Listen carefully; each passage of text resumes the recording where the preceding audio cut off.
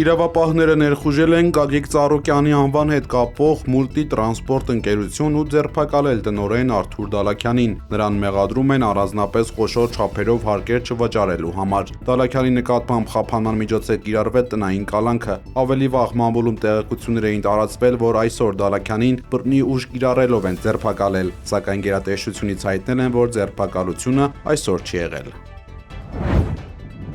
ՀՀԿ առաջնորդ Գագիկ Ծառուկյանին պատկանող Արարատ ցեմենտը կառավարությանը հանձնելուց հետո հիմա էլ դատախազությունը որոշել է Երևանի Արարատ կոնյակի գինու օղի կոմբինատը հանձնել պետության կառավարմանը։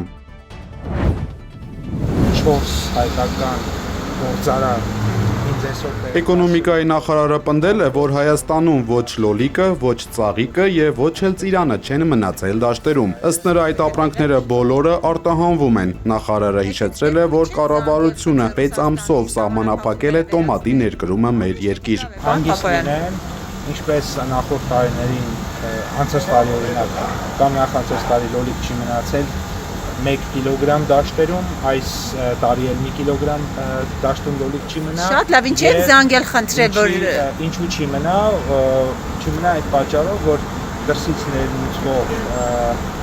տոմատի մածուկի վրա սահմանափակում է դրվել 6 ամսով եւ արտահանվող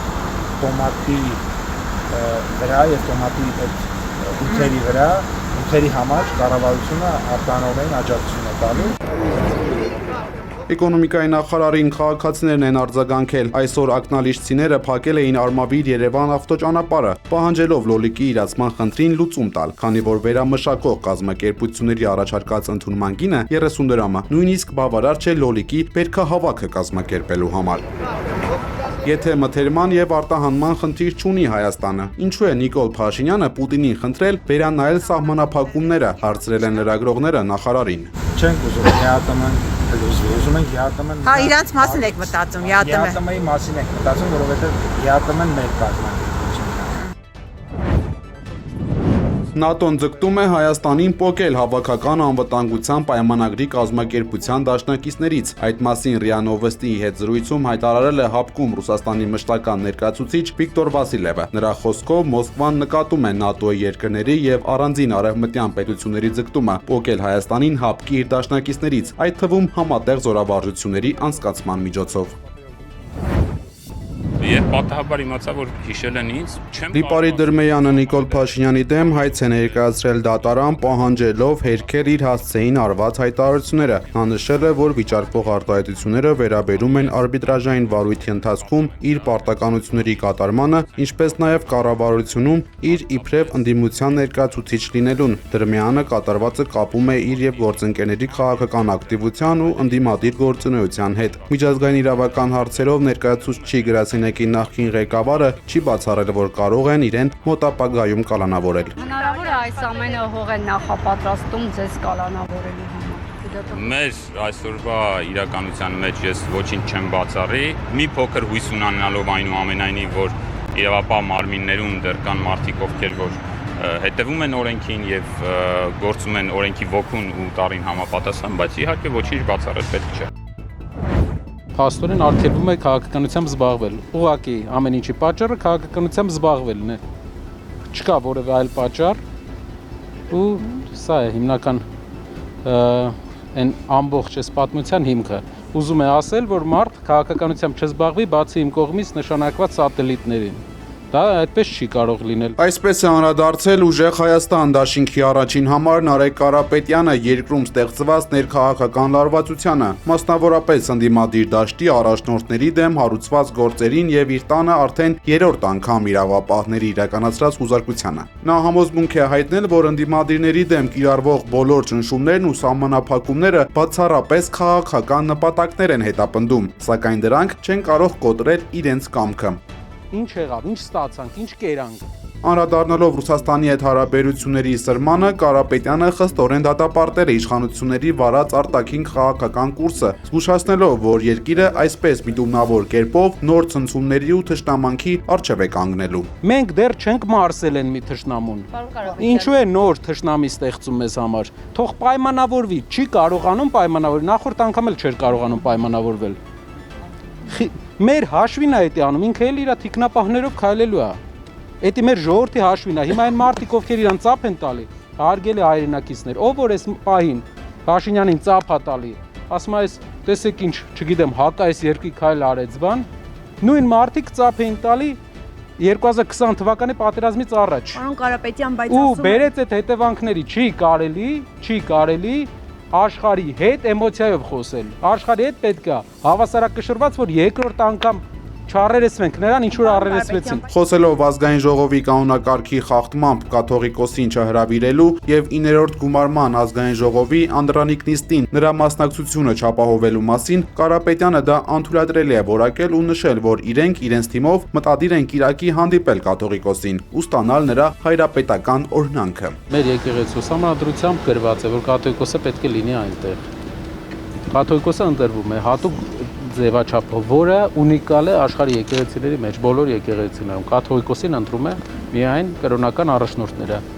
Գրեթե բոլոր հայկական եկեղեցում կաթողիկոսին ընտրում է ամբողջ հայությունը, ամեն 15000 մարդուց մեկը,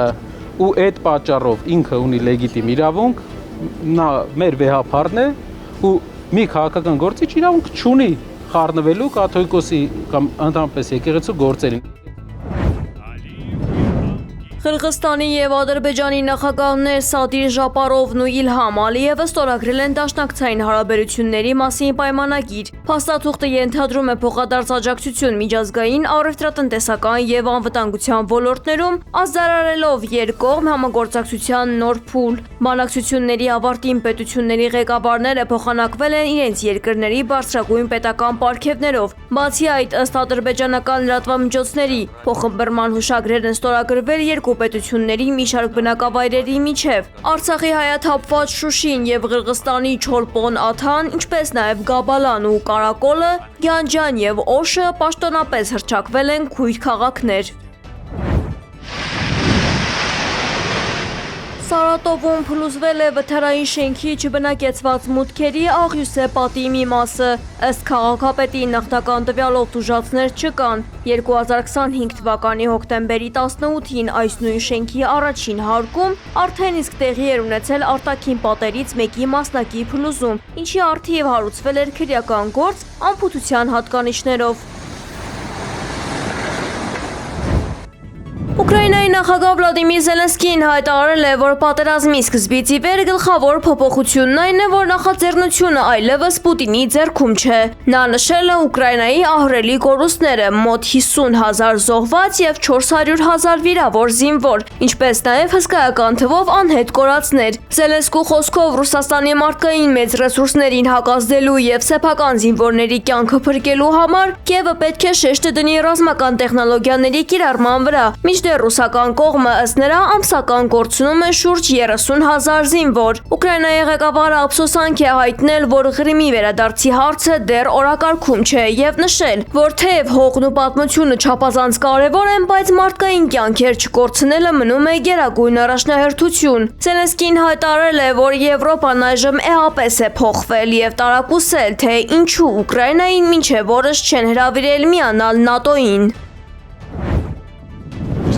exige una de las condenas más rotundas. Իսպանիայի վարչապետ Պեդրո Սանչեսը հայտարարել է, որ ակտիվորեն համագործակցում է Մարոկոյի իշխանության հետ ապօրինի ներխուժած միգրանտներին հնարավորինս արագ հայրենիք վերադարձնելու ուղղությամբ։ Սանչեսի այս խոստումը սակայն բախվում է իրավական խոչընդոտների։ Իսպանիայի գերագույն դատարանի հունիսյան վճռով ծովում բերման ենթարկված միգրանտների արտաքսումը արգելվում է։ Իրավիճակը բարդացնում է նաև կառավարության ընդունած անօրինական միգրանտների օրինականացման վիճահարույց ծրագիրը։ Իսպանիայի հյուսիսաֆրիկյան Սեուտայում միգրանտների աննախադեպ հոսքի պատճառով Մադրիդը բանակ է տեղակայել սահմանային անվտանգություն ուժեղացնելու և քաղաքացիական գվարդիային աջակցելու նպատակով։ Մարոկոյից հազարավոր միգրանտներ շրջանցել են արգելապատնեշները և լողալով հասել իսպանական ափեր։ Միայն մեկ օրում սահմանը հատողների թիվը հասել է շուրջ 60,000-ի։ Վտանգավոր ճանապարհը անցնելիս առնվազն 15 մարդ խեղդվել է։ Եվրահանձաժողովի նախագահ Ուրսուլա ֆոն դեր Լեյենը անընդունելու է որակել Սեուտայում տեղի ունեցող իրավիճակը, պահանջելով անհապաղ դադարեցնել սահմանի ապօրինի հատումները, ոչնչացնել մաքսանենգային ցանցերը եւ կայծակնային արագությամբ արտաքսել միգրանտներին։ Նա հարցի կարգավորումը հանձնարարել է 2 եվրահանձնակատարի, հույս հայտնելով, որ Մարոկոյի հետ գործընկերությունը կօգնի հասնել կոնկրետ արդյունքների։ Միգրանտների աննախադեպ հոսքի պատճառով Ֆրանսիան արդեն խստացրել է Իսպանիայի հետ սահմանային վերահսկողությունը, իսկ Ֆինլանդիան կոչ է արել Եվրոպային աջակցել Իսպանիայի նկատմամբ Շենգենյան համաձայնագրի կասեցմանը։ Ըստ Ֆինլանդիայի Մադրիդը արտաքին սահմանների պաշտպանությունը ներխուժումից լիովին տապալել է, արձագանքելով Շենգենյան գոտուց Իսպանիային մեկուսացնելու կոչերին Եվրամիության դիվանագիտության ղեկավար Ժոզեփ Բորելը հստակեցրել է, որ որևէ պետություն իրավունք չունի միանձնյա բացառել մյուսին համաձայնագրից կամ կասեցնել նրա մասնակցությունը։